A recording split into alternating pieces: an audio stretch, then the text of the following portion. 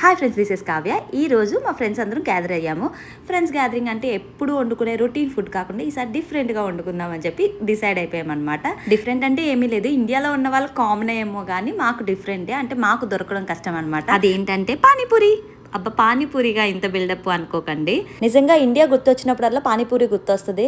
పానీపూరి అప్పుడు చేసుకోవడం పెద్ద ప్రాసెస్, ఎవరు చేసుకుంటారులే అని అనుకుంటాము. కానీ ఇంత ఈజీ అని చేసుకునేదాకా మాకే తెలియలేదన్నమాట. అండ్ తినేటప్పుడు కూడా ఎంత సాటిస్ఫాక్షన్ ఉంటుందంటే, అంటే మన చేత మనం ప్రిపేర్ చేసుకున్నది కదా, వాడు ఎలా చేశాడో ఏంటో అని చెప్పి ఆ లోపల ఉండదన్నమాట. అండ్ టేస్ట్ కూడా డబుల్ ఉంటుంది. ఇంట్లో చేసుకుంటే బారాదేమో అనుకుంటాం, కానీ చాలా బాగుంది.